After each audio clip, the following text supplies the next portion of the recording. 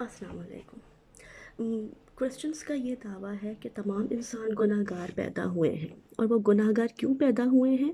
کیونکہ حضرت آدم علیہ السلام سے گناہ سرزد ہو گیا تھا، اور جس کے نتیجے میں انہیں زمین پر بھیجا گیا۔ عام کانسیپٹ یہ ہے، لیکن ہمارا کانسیپٹ قرآن کی بیسس پر ہے، اور قرآن یہ کہتا ہے کہ حضرت آدم علیہ السلام کو کسی گناہ کی سزا میں یا زمین پر نہیں بھیجا گیا، اور یہ بات پروف ہوتی ہے سورہ بقرہ کی اس آیت سے، جو میں آپ کو ابھی پڑھ کے سناؤں گی، کہ جس میں ہمیں پتہ چلے گا کہ ایکچولی اللہ تعالیٰ نے پیدا ہی آدم کو دنیا میں بھیجنے کے لیے کیا تھا، کوئی اور مقصد نہیں تھا۔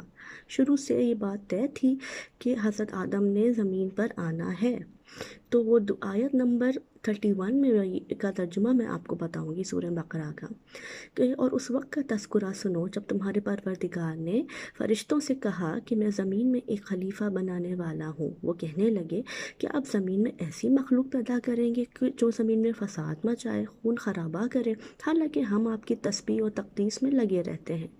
اللہ نے کہا میں وہ باتیں جانتا ہوں جو تم نہیں جانتے۔ تو اور آدم کو اللہ نے سارے کے سارے نام سکھا دیے، پھر ان کو فرشتوں کے سامنے پیش کیا اور ان سے کہا اگر تم سچے ہو تو مجھے ان چیزوں کے نام بتاؤ۔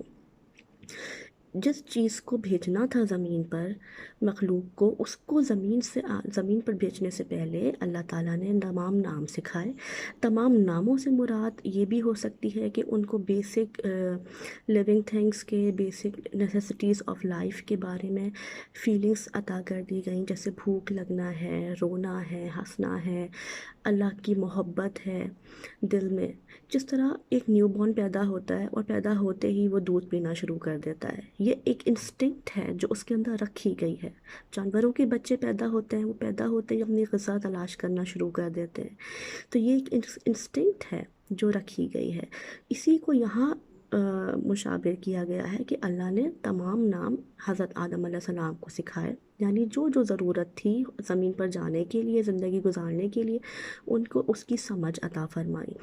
تو یہ کہنا کہ حضرت آدم علیہ السلام نے چونکہ گناہ کر دیا تھا اور تمام انسان گناہ گار پیدا ہوتے ہیں، یہ نگیٹ ہو جاتا ہے یہاں سے۔ اور دوسری بات، اللہ تعالیٰ نے خود استغفار کرنا سکھایا، جو کہ سورہ اعراف کی آیت میں آیا کہ ربنا ظلمنا انفسنا ان لم تغفر لنا وترحمنا لنکونن من الخاسرین۔ انہوں نے یہ دعا مانگی، ان کے رب نے انہیں معاف کیا، اور جب معاف کیا تو اس کے بعد کہا کہ اب یہاں سے نیچے اتر جاؤ، اور یہ شیطان قیامت تک تمہارا دشمن بنا رہے گا۔ تو یعنی اللہ تعالیٰ نے ان کو معاف کیا، معاف کرنے کے بعد وہی ذمہ داری ڈالی جس ذمہ داری کے لیے اس کو پیدا کیا گیا تھا۔ ان کو کسی گناہوں کی سزا نہیں ملی اور نہ ہمیں مل رہی ہے۔ تو ہوپ فلی میں نے یہ پوائنٹ اچھے سے کلیئر کیا ہوگا۔ صدق اللہ العظیم۔